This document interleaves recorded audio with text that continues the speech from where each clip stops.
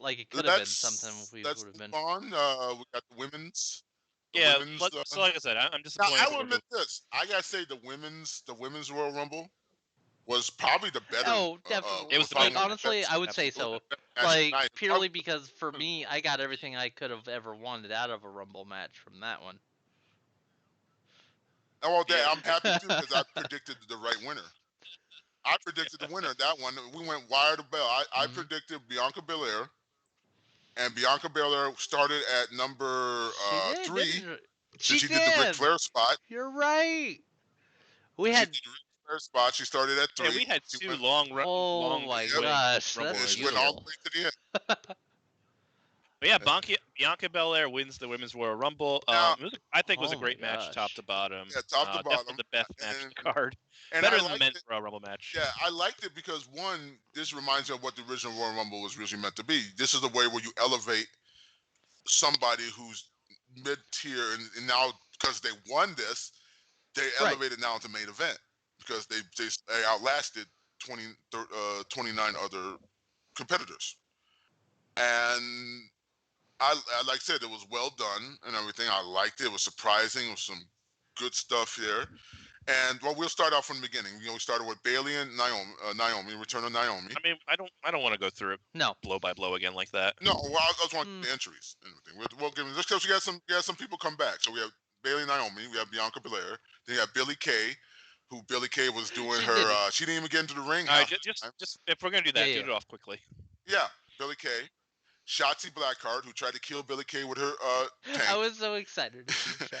Shayla Baszler. And then Toni Storm. And then the return of Jillian Hall and her bad singing. She was singing her theme song as she came down. I give her props. I know, She but always still, does, it was though. just nice Yeah, to see that was it good. again. Yeah, it was a good nostalgia call. Ruby Riott. Then the return of Victoria and her crazy Victoria and everything like that. So she had the She had a perm. She looked great though. Victoria looked great. She Victoria looked great. Let's get her back on the yeah, get her back on the roster. I'll be happy with that. I mean, she retired, but yeah. Peyton Royce, Santana Garrett. We hadn't seen Santana Garrett in a long damn time. And everything like that. split spot. Yeah. Oh yeah, she had that split spot where she went down there. She went to the splits. It was beautiful. She still My got balls rejected, hurt after but that. it was Like, I don't care. I know I'm not a woman, but my balls hurt. yeah, that hurts. You know to do that spot? Big E can do that spot. I've seen Big E do that. Big E can do it. Shinsuke can do it. Yeah. And then Liv Morgan came out. Then you had Rhea Ripley, who I thought was probably going to win. You know, I thought she was going to win. Charlotte, who you thought was going to win. Yeah. Dana Brooke. I'm pleasantly surprised that Charlotte didn't win. Yeah. Then you had Tori Wilson, Lacey Evans, Mickie James, Nikki Cross, and that pop music song that doesn't fit her character because her character was still crazy. So that kind of pop happy music didn't kind of work with that. And then Alicia Fox, which basically had R-Truth come run down to the ring, looking at Alicia Fox because they used to have the thing when they did like partners before. So he gets in the match, tries to eliminate Alicia Fox. So basically, R-Truth has lost his mind. He gets pinned by her, loses to 24/7. She gets Mussis, Maxis, thank you for. I don't know how to pronounce that right, but thank you for following. Much appreciated. We do appreciate that. For joining the 10%. Welcome. Yeah, join the 10. And then we had Mandy Rose, Dakota Kai, Carmella. I actually want to give another shot at this username here. Rigamus. There we go. That sounds Maxis. about right. I think I got that down. Thank you for following. That sounds better. Got to put some respect on that name. I do love that name. I love that. That's a great name right there. Oh, it's a real Rob and the real Rob. Yeah, welcome back. And yeah, Rob, to Rob's point, yeah, I think with all the rumors about Taya being done with Impact and heading to WWE, it was a little bit of a surprise not to see her tonight. But I actually thought Taya. I would like to see a Taya because remember Morrison's there. You thought he would bring his Victoria then? I thought her name was Tara. No, yeah. Tara. No, Taya Valkyrie was in Impact. She's like Morrison's wife, though. That's what I was talking about. Yeah. Whatever. Anyways, sorry. All right. Well, anyway. And then we had Carmella, who eliminated herself, and then the Samaye Carter, And then Tamina comes out and kicks him in the face, and he drops her. I know. And then he had Lana. Lana finally able to get Nia Jax out. Alexa Bliss, Amber Moon, Nia Jax, and Natalya. All right. So that was, like I said, that was the better. This was everything, and Alex just said it too. Like everything I wanted in a Rumble match. Yeah. Like we had a lot of people in the ring in the beginning. Like the one thing we've had the last couple of years, like someone just dominate the Rumble match early on. Yeah. This was no clear-cut dominant. There was no clear-cut domination, but we had like 8 or 9 people in the ring before Shotzi got eliminated. Yeah. So that was great. Yeah. Almost had a couple of accidents because Mickey almost ran between Shayla and I'm not Rhea worried Ripley. about that.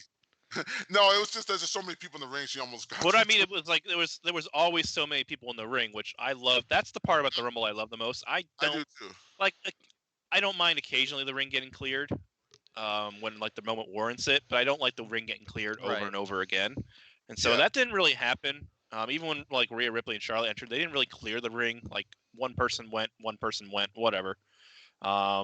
Rhea Ripley got to be dominant, which was cool. Well, but how about that final two, though, right? So Charlotte was actually tossed out before Rhea Ripley, so we had literally the future of women's division in WWE. Right there, both in the ring, and then they had that very cool moment where they almost fell out. Both of them fell out, and they looked at each other like, back up. Time out. Same time. Yeah, time out, same time. Let's get back in the ring, same time. Let's just make sure we get back in the ring. No one gets eliminated yet. Because they almost both did. It almost ended up being a double co-winner. I saw that too. That was scary. That was I think that was intentional. I see Vince's in the back probably having a heart starting to attack get right up, now. probably starting to get up from his chair, getting ready to have to break a quad. Didn't go bust a quad. Come running out there, or else telling Stephanie McMahon to go out there to do the job that time. I don't want to speak too soon, but this probably is match of the to week. be honest. Yeah, probably. This week. And then those unless speech break has something great, but we'll see. Then they had the two switching. She almost went out. Rhea goes out. Belair almost goes out. They're kind of flipping between each other, and then she gets the Rhea at the end, at the last moment. She gets her. It was just. It was as much as I wanted to see Rhea win. Like that was just delicious. It was a great finish. Like Bianca got the big rub last year when she eliminated 8 people. Although Shayna did 2, sort of, but Shayna did it real fast, whereas Bianca went almost. Because I think Bianca was like number 3 last year too, right? No. She was a very early entry. She was very early, but she wasn't number 3. She went like 30 minutes, eliminated 8 people before going out, like towards the end. Last year she was. Yeah. So I do want to bring up something that Rob also brought up, like the thing with Lana and Nia. I mentioned while we were watching it that I was a little worried about freaking, and because I realized that I had never talked about it I don't think I talked about it on Thursday, but I'll say it here. I was worried that worried that Lana was somehow going to win this match when everyone else was eliminated, and then she came out to the ring or something. Otherwise just not being in the match when everyone else was. But then again, I had that same worry later on in the night when we had to deal with Orton. But we've already talked about the men's Rumble at this point, so I'm just like, worried. She was one spot. She was number 2 last year. I'm glad she was able to eliminate Nia. The one thing I'm missing is I really want Lana to put Nia through a table. Yeah, right. Somehow. Hey, that could be her WrestleMania moment. That might be her Mania moment. That would be great. But yeah. So yeah, that booking at least paid off pretty nicely. I thought that was a great spot. She pissed off Nia. Nia charges her. She ducks down, goes over. That's a classic Rumble spot. Yeah, and it's funny because before some of those moments, some of the stuff between them was some of they were the closest things that I was having to actually detractions from the match. But then it just paid off so nicely near the end, and I was like, okay, this is fine. Yeah. This is great. No, Bianca Belair was number 2. Okay. Last year, she improved by. Apparently, all she needed was one later spot. Yeah, she needed one later spot. That's all she needed. That's all she needed. That's what stopped her. I know one thing that we were kind of confused about was like, given the feud between Charlotte and between We Charlotte almost and Lacey, oh, shit. like the fact that Charlotte didn't eliminate it. Lacey just got unceremoniously dumped out by and I think so Shayna. it was a little confusing, but like that I don't know what happened there. That didn't make any sense. Maybe it was an accident. Maybe Lana exactly. Sorry, Lacey slipped. Yeah, I'm not entirely sure, but I it don't was think, just I think that was because accidental and all I eliminations can happen think of sometimes. is, and yeah, I think because that didn't fit. I think that happened to Jeff Hardy too. Yeah, Like he just I mean, went let's not forget the most ropes. famous example: Stone Cold's first Rumble, in '96 when he got accidentally eliminated. That was a whole that's like the most famous example, I think, because he always talked about it. He was supposed to be, like in the final four, and he got eliminated. Yeah, that's and why I think he jumped said it back had in. something to do with like too much jumped baby right oil back in. or something like that. Yeah, no, this was the year before he was like Stone Cold. He was still the ring because he was still ringmaster. When he was still the ringmaster. No, but that's when he got back and he did the thing where he just jumped back in real fast. That wasn't the same Rumble. That wasn't the same Rumble. I thought it was the one where. Yeah, no, when he got eliminated. He was still the ringmaster. He wasn't Stone Cold yet, so he wasn't cool. He was supposed to get what he got was the deal where he realized that he screwed up somehow, despite the fact that it wasn't completely on him. That was a different Rumble. He did do that too, where he like screwed up, but the camera was there. Bret Hart, I thought it was the one where Bret Hart threw him out. That was '97. And he jumped back in and eliminated Bret. Yeah. No, it's easy to get the two confused because, like I said, it's weird how different things can be from one year to the next.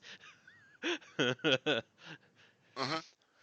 gotta say, one thing I appreciate about these Rumbles, because I happened to catch a replay of the 2000 Royal Rumble yesterday.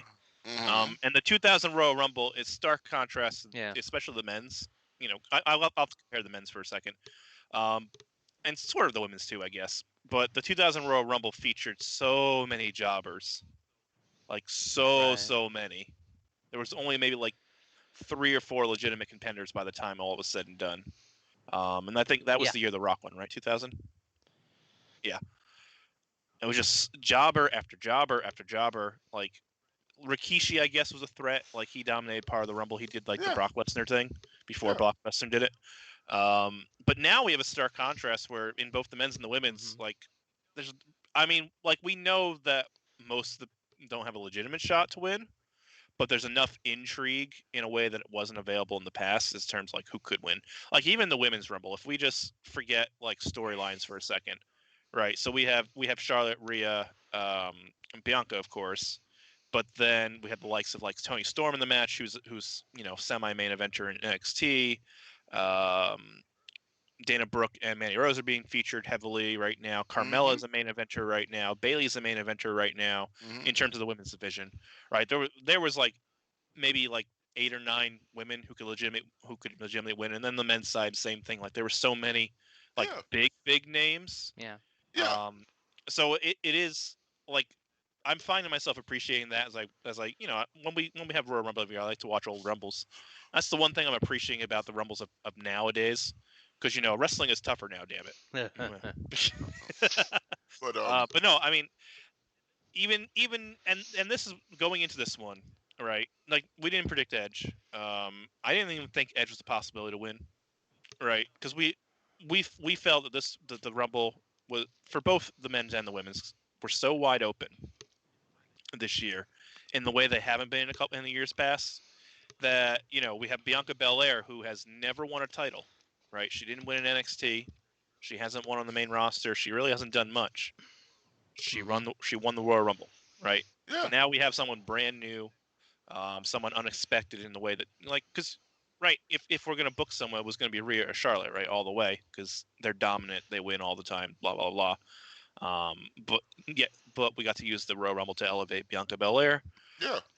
And it was in that respect surprising, right? Right. We even though we had obvious favorites, and I know Bianca was like an obvious favorite, but not inside the fiction of WWE. Inside the fiction of WWE, she's just everyone else, right? She's about as good as Naomi is, Yeah. Which name was good. And that's great. She's a former champion, right? But that's where Bianca Belair was. Now she's going up. She's trending up. If you listen closely, you can Naomi, hear the sound of the engine of the rocket that they just strapped onto Bianca Belair tonight. Woo! Go ahead. Yeah. And then to close that out, speaking of Naomi, those two did have the Naomi had her traditional save herself spot where she used Bianca's hair. That was such a she fun went down, moment. she was on her butt, I used couldn't Bianca's stop hair, laughing. pull Bianca down. Bianca's hooked on the ropes, pulls herself back up, hooks herself to the ropes, and then they look at each other like, okay, let's work with each other to get up back into the ring, and they work themselves back into the ring. That was such a good, like, that was a feel-good moment for me, at least, for the Rumble. I was like, oh my gosh, that's beautiful. They realized we're going to eliminate ourselves. It's teamwork time. 1, 2, 3, there was so go! much good that came out of that, and I loved it. So Naomi, right. for her first time, and like I said, for her first time being back, how long was Naomi out? Like so. 6 Close months? to it, yeah. Yeah, she's out for a bit. She looked good going but back. But also she had nothing to do, so they kind of just kept her off TV. Well, they kept her off. So.